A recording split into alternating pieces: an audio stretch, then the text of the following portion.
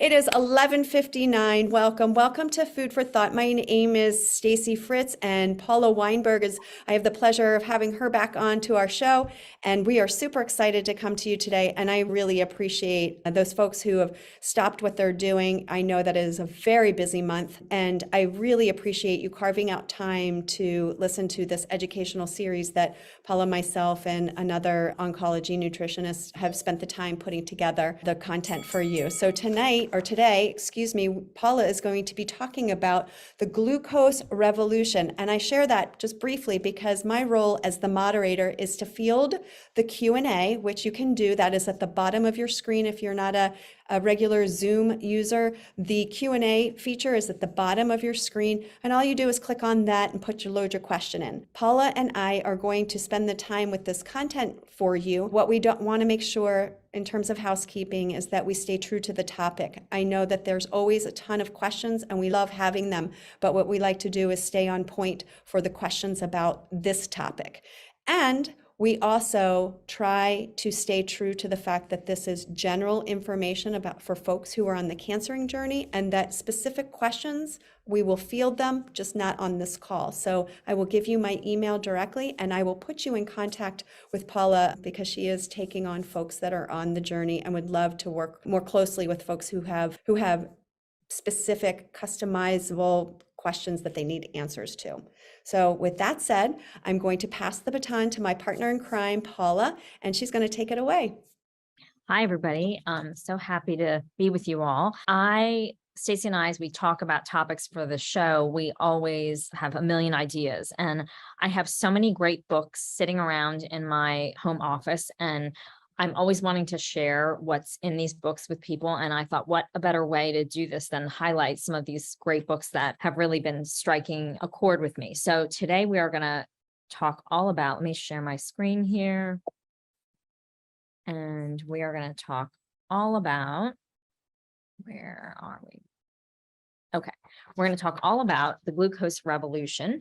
And it's a book by, I'm probably not going to say this correctly, she's a French biochemist, Jessie Inchauspé, and it's all about blood sugar balance. So it's an exciting topic because this pertains to everyone, kids, adults, all of us need to pay attention to our blood sugar, and it's such a core component of optimal long-term health. And it's obviously particularly important for people, on the cancer journey. And so I just thought, what a great book for especially the month of December, while we're also battling all the sweets and the treats and the holiday cheer. So what exactly is blood sugar? Well, it's simply the amount of glucose in your blood at any given moment. So why do we care about it? Just as I said, because it's such a core foundational part of our health, and having really high or really low blood sugar, that blood sugar variability can really be a problem for a lot of our organs, kind of suffer damage from that. So how does blood sugar get into our bloodstream? So mostly it's from the food we eat. That's the primary source of blood sugar, but different things can also influence our blood sugar. Stress can, sleep, emotions. So it's not simply and just, a direct, what you eat in is going to equate what's measuring in your blood sugar. So it's a little more complex than that, but the primary thing that we can really control and talk about in this book is the food component. So I'm sure you'll recall from other Food for Thought episodes that carbohydrates are all broken down into glucose, and those are the energy units that our cells need to do their jobs. And so glucose, being the primary fuel source for the cells of our body, are going to always be seeking, that fuel. And just to give you an idea of how much fuel our body uses and how much glucose our body uses, I thought this was an amazing statistics that's in the book. Every second, our bodies burn billions of molecules of glucose. And as a way of measurement that we can kind of wrap our heads around, if glucose were a grain of sand, our bodies would burn every single grain of sand on all the beaches of all the earth every 10 minutes. That's how much glucose our bodies use. And our brain is one of the biggest users of glucose in our body. So Anyway, today we're going to focus on how the body uses glucose and how to scientifically kind of hack the system and keep our blood sugar low and steady, which is a key to long-term health. Variability in glucose, so blood sugar dysregulation is linked to all kinds of disease states, from arthritis, Alzheimer's, which is also known as type 3 diabetes, infertility, fatty liver, PCOS, psoriasis. There's so many diseases that are linked back to blood sugar imbalance, and cancer is definitely one of those as well. So some of the signs of blood sugar imbalance are constant hunger, chronic fatigue, getting hangry between meals. We all know that feeling that has happened to all of us at some point of you're, kind of hungry and angry. You're so hungry, shaky or lightheaded or dizzy between meals, strong cravings for sweets, sleepy a couple hours after eating, needing and relying on caffeine for energy, especially mid-afternoon, heart palpitations, brain fog, moody, anxiety, depression, so mood and emotional symptoms, and hormone issues like PCOS, infertility, and dysregulated menstrual patterns. So let's skip to fasting blood sugar and the measurements of how we measure blood sugar so that we can get onto the good stuff, which is how to work the system. So fasting blood glucose is simply looking at a moment in time, an exact sort of like a Polaroid picture of your blood sugar in that moment. So when you go to get your blood drawn and they do fasting blood sugar, it just tells us that blood sugar level in your body at the moment of the blood draw, nothing else. The hemoglobin A1C, which most of you are probably familiar with, is a longer picture, a longer range view of the blood sugar. So it looks at your average blood sugar over the past 3 months. Why 3 months? Because that's about the average life of a red blood cell. So it tells us exactly how covered in sugar your red blood cells are. So caramelized, I like to say. So we don't want caramelized blood sugar, but if you have an elevated hemoglobin A1C, your red blood cells are very caramelized. So if people want to get into numbers and levels, fasting blood glucose, a healthy level, optimal level is going to be below 90 as fasting blood glucose. Glucose Revolution author, Jessie, she mentions 72 to 85 as a specific range. I'm thrilled if I see something below 90 or below, really. American Diabetes Association says fasting blood glucose should be between 60 and 100. That's a little bit more lenient, but I agree with Jessie. It should be a little bit tighter than that. 100 to 126 of fasting blood sugar is pre-diabetes, and anything over 126 is diabetes range. For hemoglobin A1C, we want those levels to be around 5%. So you want about 5% as your optimal, could be in the high 4s as well. That'd be really great. Anything below 5.7 is considered normal. Anything above that gets into pre-diabetes and then diabetes. So those ranges, again, you can Google those online or look in the book. We talked a little bit about caramelization of red blood cells. This links to how we are like toast. So basically, from the time we are born to the time we die, we are slowly browning from the inside out like toast. And Jessie talks about how actually, like the rib cartilage of an infant is, snow white, and you take an elderly person who's passed away of old age in their 90s and you look at their rib cartilage, it looks like the brownest toast you can see on this picture through and through, because we're literally browning from the inside out. Eating a lot of sugar, eating a lot of processed carbs in general, and having a lot of blood sugar variability just speeds up this browning process. So obviously we don't want to be brown from the inside out like a burnt piece of toast. So the best way to slow down the browning process is to control the blood sugar and keep it low and steady all the time. So here's the quick spoiler alert. If you don't have time to watch the whole shebang, you can obviously pick up the book at any time and read the whole story for yourself. But to keep low and steady blood sugar, you just really want to focus on whole foods, foods that have not been processed. The more processed the food is, the less nutrients and fiber it has. And obviously then the more sugar it has added, it's even, going to create a larger blood sugar spike. We want to keep the blood sugar steady and the variability very minimal from eating to not eating. So hack number 1, without further ado, is eating foods in the right order. So it turns out, which this is something, nutritionists and a lot of, people kind of maybe know instinctively, but it's great to have it like articulated very clearly. If you eat veggies and high fiber foods first, it kind of almost clogs up the plumbing, if you would, of your system, your GI system, in the best possible way. It slows down the absorption of the sugars in our food and kind of lets it be a nice, long, slow burn instead of a rapid torch to a desert, area. So you really want to eat your veggies and prioritize like veggies and fiber first.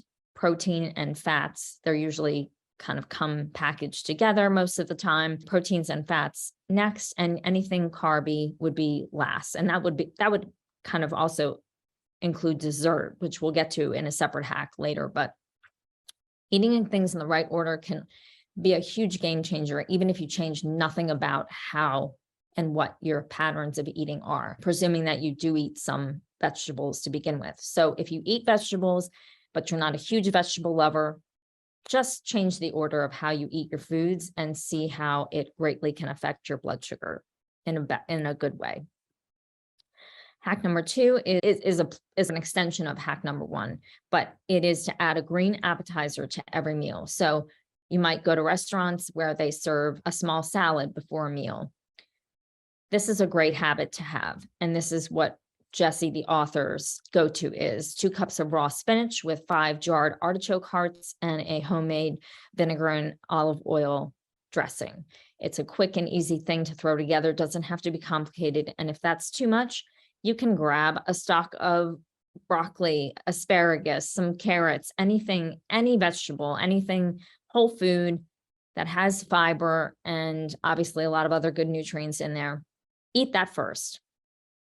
Have that be your appetizer, and then eat whatever it is your meal would be in addition.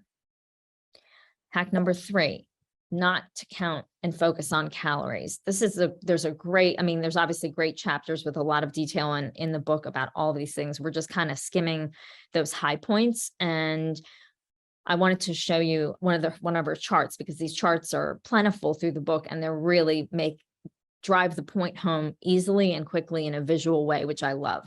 So this is a great one showing how all calories are not equal. 150 calorie donut versus 150 calorie yogurt. So you can see the great variability in the blood sugar. The donut, you've got a huge spike, then you've got a huge crash after the donut. And that only just kind of sends you running for more carbs and more sweets once you kind of light that up and then crash from it. Whereas you can see the yogurt is just a small blip, and that's about what food should look like. You're going to get some elevation in blood sugars from eating any food because you're getting fuel coming in, and you just want it to be kind of that moderate little boost and a nice slow little hill there versus a roller coaster that you see from the donut. And if you have to choose a snack, obviously choose savory over sweet. Even if it's carby, that'll still be a much less intense spike and better for you overall.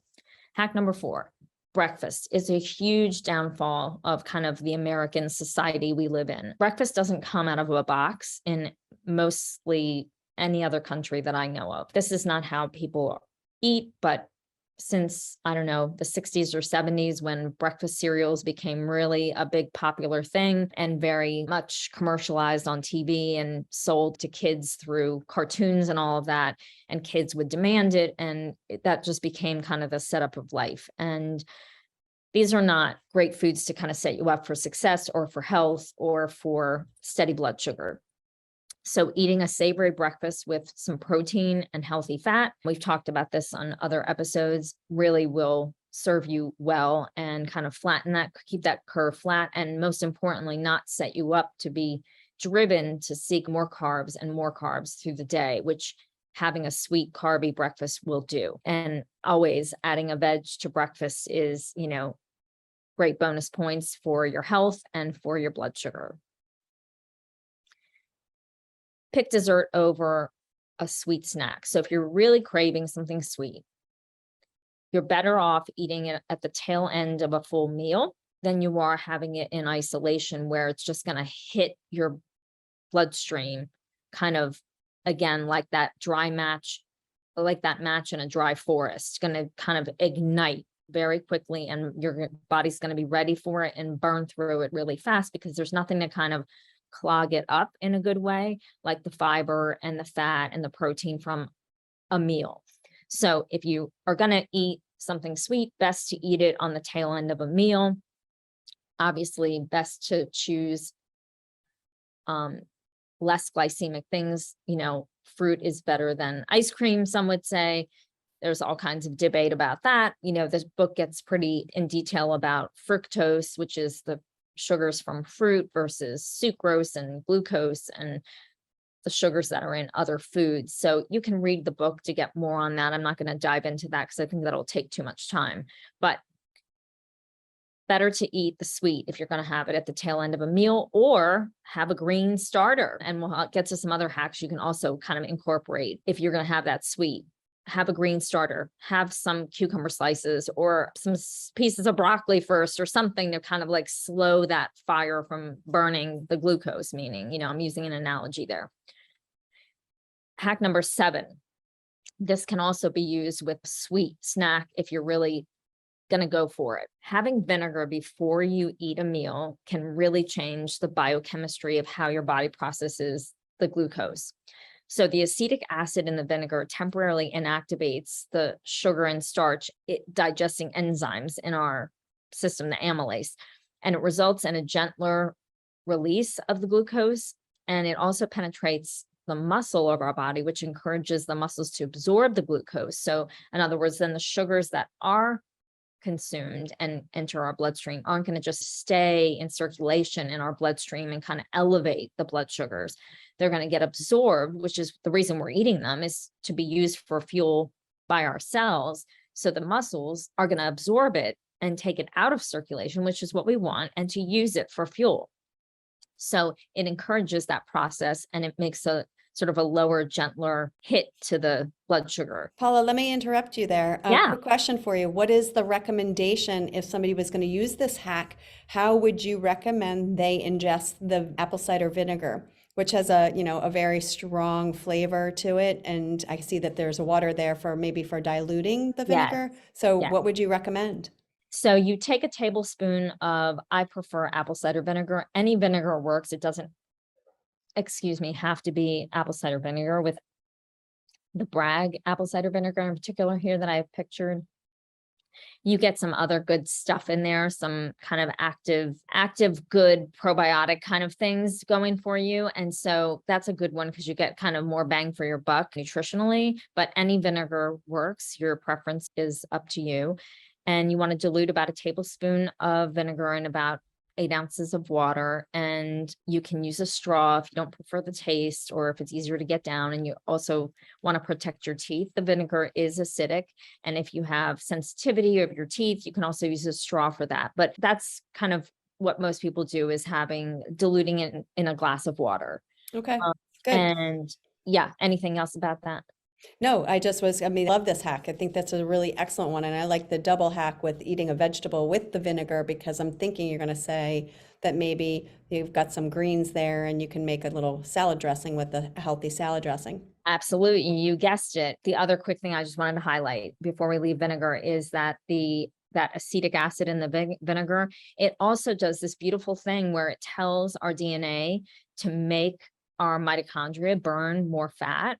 And that's really, it's a pretty powerful thing. Not too many things we consume message our DNA in that way. And with cancer, it's a mitochondrial disease where our mitochondria are really compromised by the cancer. So that could be a really nice, powerful tool. And again, as Stacy mentioned, that if you can kind of double up and triple up and, et cetera, really use all of these hacks at once in your daily routine and really kind of harness the power of that exponentially. So by using the cider as part of your salad dressing, you're also getting the green ahead of time to slow the burn. You're getting the vinegar in there, which is going to also slow the glucose intake and do good things for your mitochondria. And so it's a great win-win. You do have one more question there. I guess Yeah, this is the popular hack. The other Stacy on the call would like to know, can you add the vinegar to cooking? Is that still count? that's interesting. I don't see why not. I don't see why not. I don't know. If you cook with the brags, you may kill the enzymatic Mm-hmm. things in there because needs to be refrigerated and used in its raw state to get kind of the benefit of that aspect of it. But Mm. I don't know off the top of my head. She didn't mention that there's any, she's the author's the biochemist, and that would be a great thing to look maybe at her Instagram to see if she talks about that. That's Look good. at her Instagram at the end, but I don't think there's any change that you can cook with it, but something to check into maybe with the author's Instagram and see if she covers that, because That's she a good one. does post a lot about this. I hope that answered your question, Stacy. Please, Paulo, continue. That's a hack number 7 so far, the hot one. Yes. Hack number 8 is movement. So after we eat, whether it's, a donut or a regular, beautiful meal with veggies and protein and healthy fats, eat any kind of movement. It doesn't have to be, we're not asking you to go out and do some sprints. Gentle movement. We're talking about, walking up and down steps at a normal pace. Nothing doesn't have to be, rapid fire. Taking a walk around your house or the block. Any kind of movement after eating significantly reduces your blood sugar, because again, you're encouraging that blood sugar to move out of the bloodstream and into the muscle where it's being used for fuel, which is the reason we eat.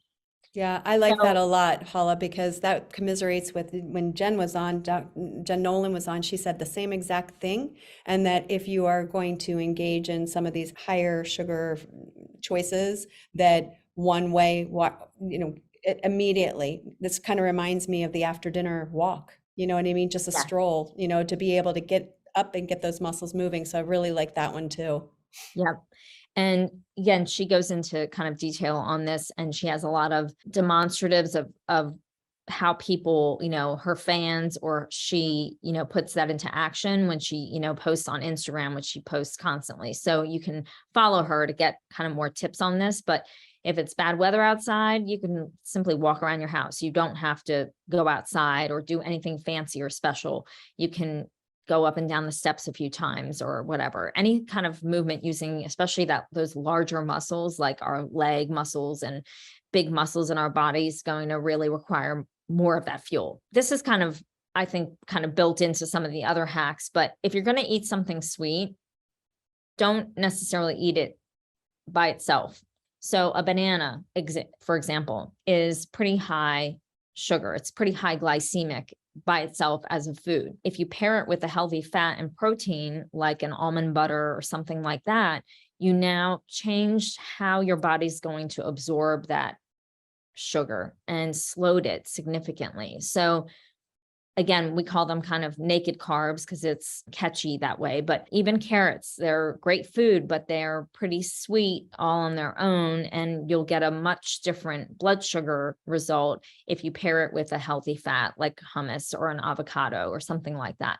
So easy to do with these things because they're very complementary, kind of like complementary colors on the color wheel. They go so beautifully together. It's not necessarily an effort or difficult, or it doesn't taste weird trying to do this. It tastes natural and delicious. I think that was it. So I wanted to get through everything, and we can talk more about any of the specific hacks, but she is super active on Instagram, unlike me. And she really has connected she started out telling her story using her own blood sugar information. And she created the software herself to create those graphs that you see in the book and the few of them that I put up on the video, so that she can really demonstrate in a very quick visual. You can see blood sugar and the food and kind of how it reacted. And so she measured these things by having a continuous glucose monitor, which anyone can get. They now sell them kind of over the counter, direct to consumer, which wasn't the case just a few years ago. You had to get them from your doctor. They really only gave them to people with diabetes. That world has really been kind of exploded open wide by nutritionists and other practitioners that are really focused on blood sugar and the demand to really know this information just for health, not for a disease management. Yeah. So I haven't personally tried it, but I've wanted to in my mind so many times to try, the blood sugar monitor to see really where your blood sugar is, because you would be surprised. And she was surprised by her own. She mentions, in the beginning, like nachos on Monday, huge blood sugar spike, nachos on Tuesday, no blood sugar spike. So it's not just the food, it's all these other things that are going on. It could be the time of day that you're eating them. It could be stress that's happening in your life while you're eating them and other things that are going on. There's a lot of things that really go into blood sugar variability, but these are the food management things that are kind of easy, accessible ways to really minimize and manage your health in an active way without making necessarily huge changes to your diet. You can kind of make these hacks with whatever your current diet is and still be way ahead of where you were without making any dietary changes. So I love that. Yeah, Paula, this is honestly has been one of my favorite that we've done. I think that this is the reason why I love it so much, is that they are easy hacks that anyone can do. And then it makes a whole lot of sense the way you drove it, which was, we have this book, this excellent gal who authored the book, and here's the reason why we want steady blood sugar. And here's how we manage that with these 9 hacks that you offered. I think it's really great because, to your point, we know based on the research that when folks are on the cancering journey, one of the things that we really try to hone in on is cancer loves sugar, right? And so we need to monitor it from that for our listeners who are with us today, who are on that journey or caregiving. But if I pull the lens out a little bit, this is a huge one for, as you mentioned, for all of us. And in what caught my ear in particular is for anyone who has children as well, is that this is a lifelong effort to be able to do what the end goal is, to keep this steady state blood sugar, to be able to get away from some of the side effects that you mentioned on the front end of the topic, and then be able to instill what I call pain. When I work with other folks, on nutrition in general, the first question you can tell, they're like, what are you going to take away from me? What are you going to pull? What am I going to miss? And it's usually the wine or some sort of sweet treat. To me, this looks an awful lot. Nobody's saying don't do something. This is about finding ways to put it in a place where we do what the end goal is, keep the steady state blood sugar. And then if there are a few treats that you just cannot live without for whatever reason, here's some ways to manage it. I think it's incredible. I think the information was really easily, I'm going to make a funny, easily digestible, but I think that simple. And who doesn't love a simple hack? Because everything on this journey feels like over information and really just a lot. When somebody's especially newly diagnosed, and one question as a patient advocate that we get is, I don't even know where to start. To me, these are actionable, easy, doable items. So I loved it. I really did. I'm going to open it up. You did have one incredible compliment, which was somebody was really excited to get this book in play. Laura says, wow, everything that I've been trying to tell my family laid out in a logical progression. I can hardly wait to send them a recording when this is posted. Thank you very much. So that was awesome. And then Stacy had the question about the vinegar. So those are the only 2 that we that we had to respond to. So if anybody else has any questions, Paula and I are all ears and happy to do so. And while we're waiting to see if anybody has any questions, I just want to highlight that last slide that went away. For those of you who jumped on a little later than when we started, Paula is an oncology nutritionist. And for our newer listeners, if this is the first time you're watching one of our episodes, the point is that this is a general information center session that kind of is giving you an overview on some really important topics if you're on this journey, but there are plenty of us that might need a little bit more hand-holding. And I did want to highlight that Paula is an integrative oncology nutritionist, and here's her contact information. If you are somebody who's on the journey that really wants a little bit more specific, more customizable information based on your specific diagnosis, please don't hesitate to reach out to her directly. And of course, you are welcome to reach out to me. My contact information is Stacy, S-T-A-C-Y, at believebig.org. And if you haven't written down Paula's information, you can find me on the website. You can actually find Paula on the website as well. So I do have a couple questions coming in. Paula, are you ready for them? Ready. Okay, so let's take a listen. Okay, Bonnie, our friend Bonnie said, this was great. I had heard about some of these things and have been wanting to learn more. Well, I'm going to get this book for sure, so thank you. Okay, so Mary does have a specific question. Paula, do cancer cells also love fat? Well, that's a really smart question, Mary. And very, very smart. Really shows that you know a lot of things about nutrition and cancer, and that's great. It's a bit difficult to answer that question in the context of today's session, but I'll tell you this. Cancer cells are very wily and are resourceful, and cancer cells can use any of the things we eat, proteins, fats, or carbs, to their advantage. Here's the bottom line. The fat conversation with cancer and specific types of cancer can get very detailed and in-depth, and it's beyond the scope of what we're here for today and here for in general with Food for Thought. That's a question more for a practitioner about maybe your cancer type specifically. But here's what I'll tell you. All cancers are made more vulnerable by a lack of easily accessible, plentiful glucose.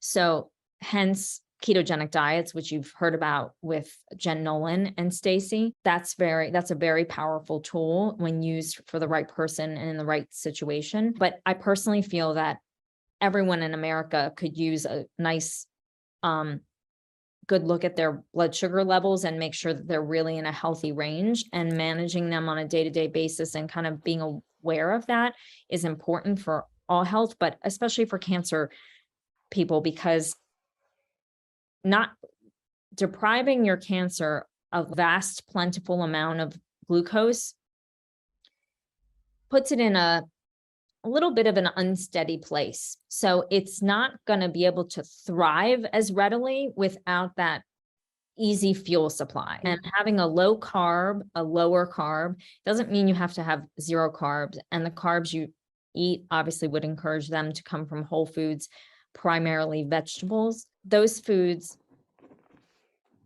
that's the goal. We want to kind of put the cancer on shaky ground, and not supplying a huge amount of glucose allows us to really kind of disarm the cancer in some ways and make it a little bit more vulnerable to other things, other treatments we might be doing, and just not as able to grow and spread either. The fat question is a sharp one, and it's one that requires a really in-depth conversation specifically. But yes, cancer cells can use protein, fat, and carbs to grow.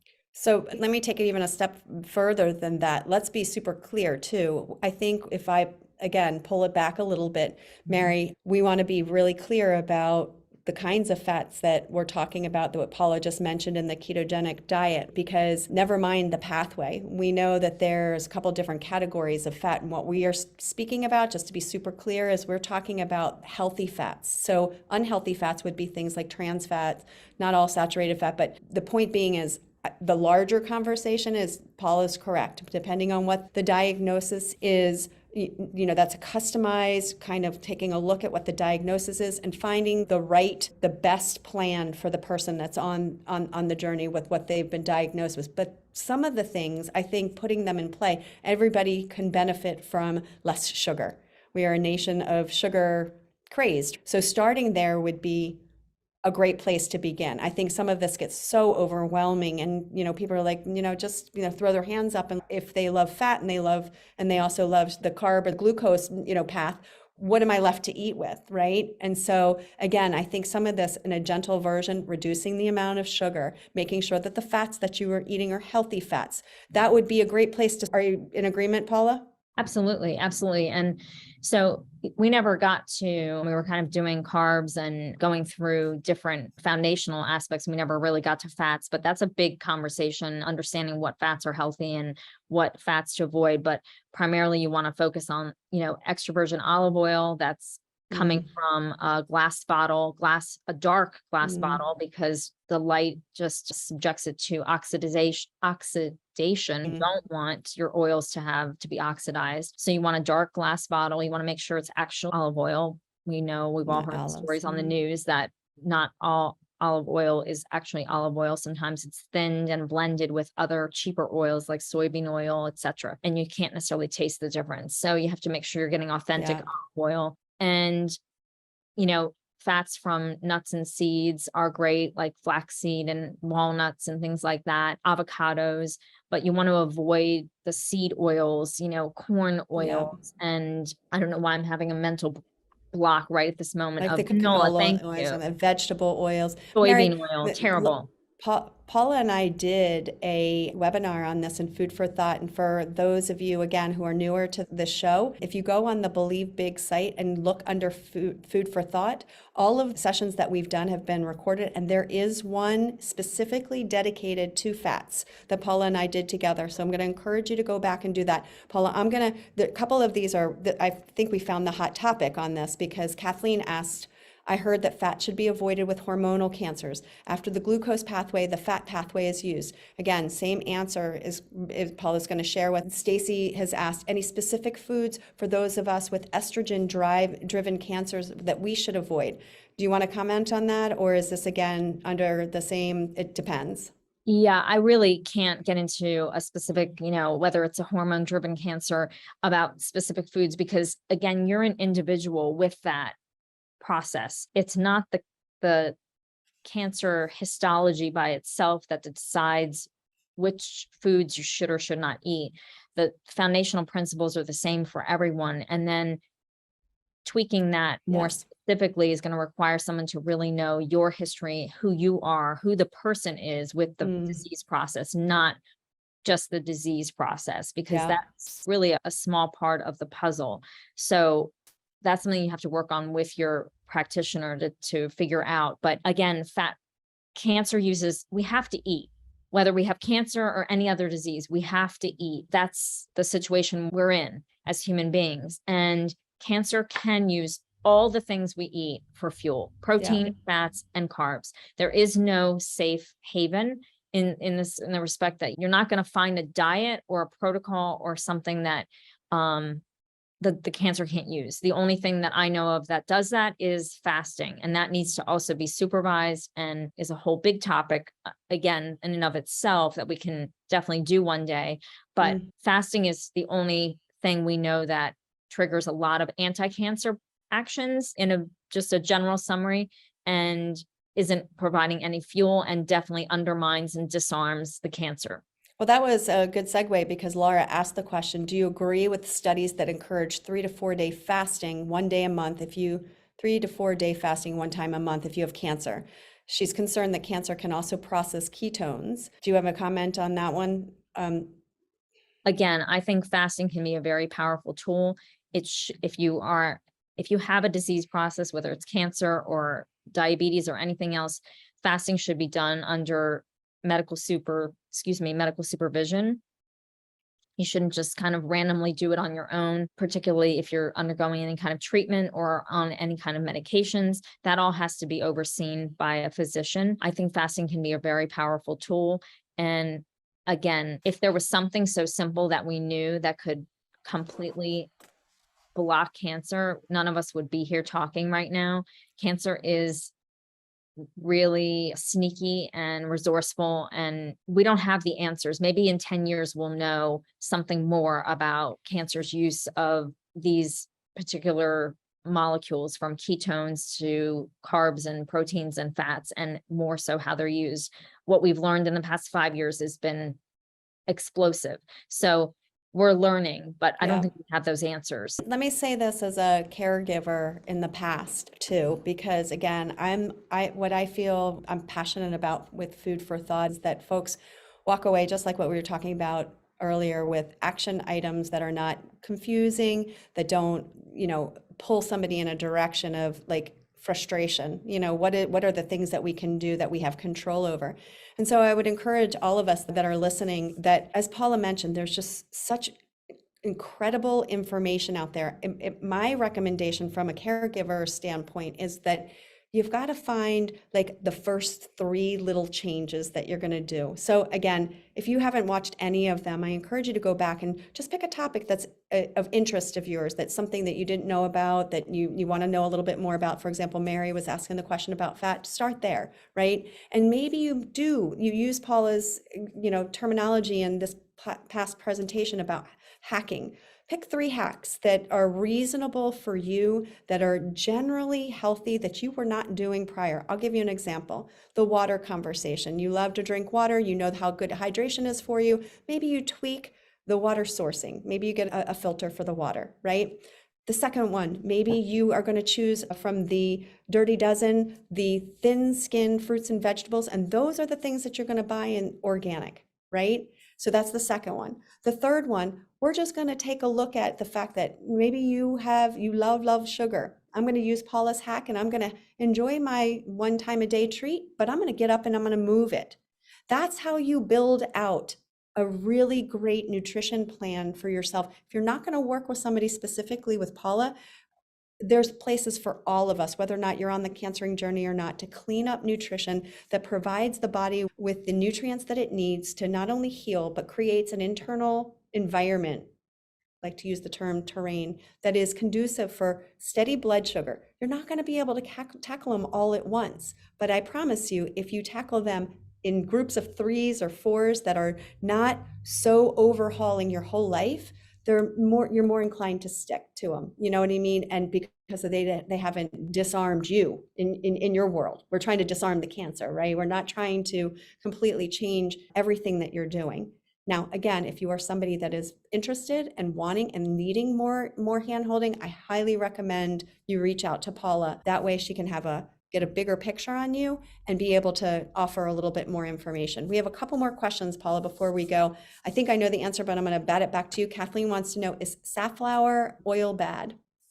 Safflower oil you want to stay away from. If you need to incorporate a safflower oil, the version to use is high oleic safflower oil. It contains lower amounts of the linoleic acid. So that's a little bit in the better category for that reason. Yeah. But generally you want to avoid the seed oils. And she also would like to know, well, I think she's sharing that fasting is good day before, day of, and day after. And I feel like I can answer this one. It goes back to the answer of depends. And it depends on what's happening, Paula, and being able to fast in a safe way where you're being monitored, particularly depending on what treatments you're going through. I remember very clearly when my brother was on the cancering journey that fasting was a tool that we used with his journey. And he was fasting up to 2 days before, and then up to 1.5 days afterwards. That was just the protocol. He was working with a nutrition oncologist that really was watching the numbers and taking a look at the blood work, and we were watching a specific number. So Kathleen, I think the answer, again, feel comfortable, Paula would say it depends, right?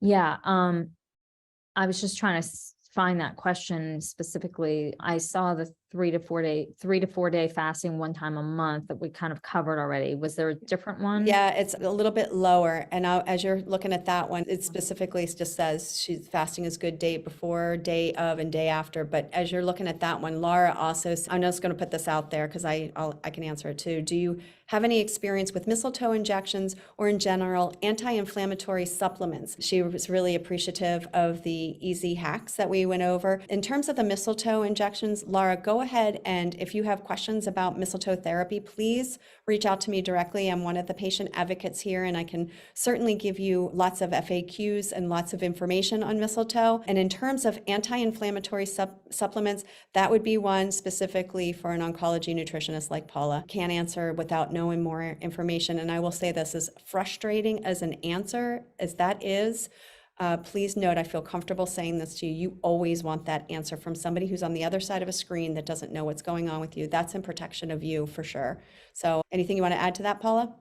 Yeah, I mean, absolutely. You really want someone to know you and your needs and what medications you're on, because there are a lot of anti-inflammatory supplements that are great for people in general, but in combination with certain therapies or medications, they're not good combinations at all. They can't give that kind of advice in a vacuum, because we don't want everyone, running out and buying X, Y, or Z because it's a good thing for cancer. Everything's relative. There's thousands of good supplements out there that are healthy. We obviously, even if we're not having cancer, we all can't take 1,000 supplements a day because they're good for us. Like, we need to target and be mindful and careful and thoughtful about what it is we put in. And is it the best thing for our body? Is it serving a need that our body has? Coming back into balance looks different for all of us, bringing the body into a balanced state, everything.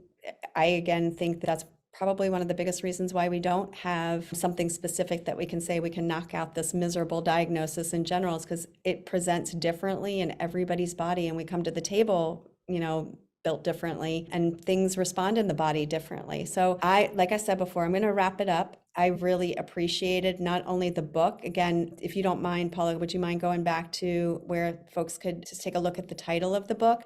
Yeah, I will. And I have a quick thing to add, before we finally close out. Just didn't want to interrupt you. Just wanted to say that before we close out. Yeah, go ahead. I don't know why. Sorry. Go back. Okay. Quick thing I wanted to mention is, that's kind of underlying a lot of the questions and things that the conversations that go on here on Food for Thought. The actions we take to heal ourselves, to find health, to get to those health goals. I think it matters our mindset when we're doing it. Are we doing it out of fear? Can cancer use this for fuel? Can cancer do this? Can cancer do that? As opposed to doing it out of love and nurturing for ourselves and for healing. So the intentions with which we go out through our day of, even making our food selection, choosing that which we know is healing and feels good for us and is life-giving and positive, giving us good energy and good nutrients and good things, is different than walking around looking for what we're going to avoid because cancer can use it. And so it's keep that mindset and perspective as well when you choose your hacks and do your hacks, and as you choose food and as you move about your journey, that looking at it as a positive, at not cancer as a positive. This isn't about putting rainbows and butterflies on something that's really challenging and difficult and scary. It's about moving forward out of a place of affirmative, assertive, seeking the good for your body, seeking the healing, seeking learning, seeking nourishing.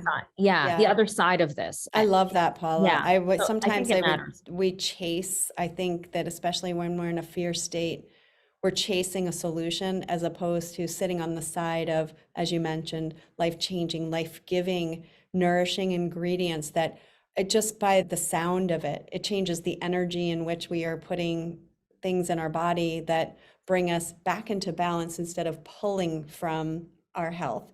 It really does change, even if something is, people joke about not loving vegetables. I happen to love them, but the fact that I would rather have a donut or vegetable, the vegetable when I'm consuming the vegetable, I'm thinking like blessed and nourished and energized and doing something really great. It feels good. It feels good.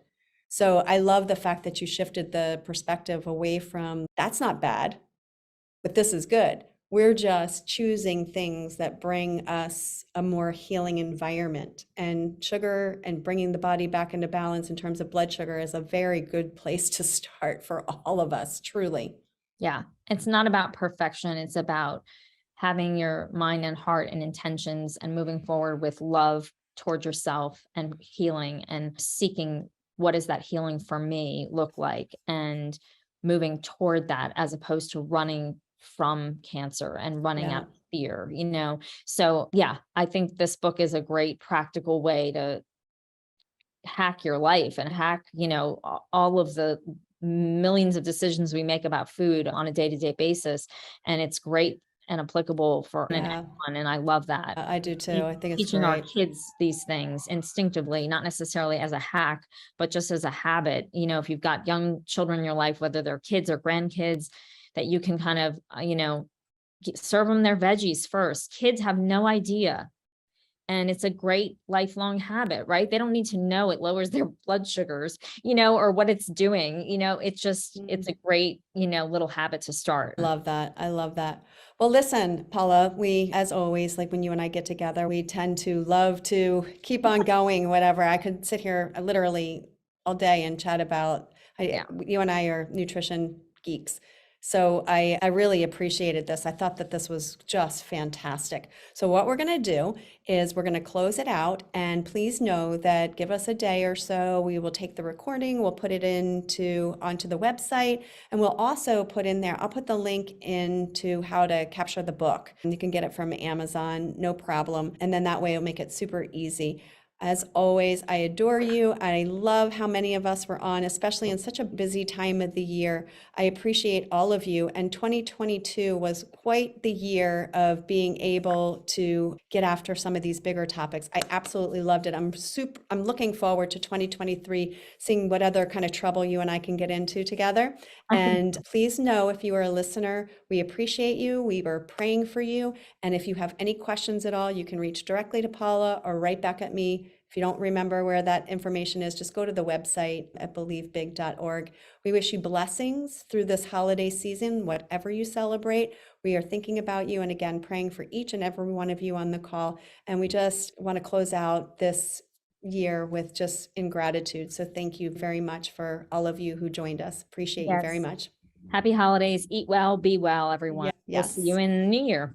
See you in the new year. Bye-bye.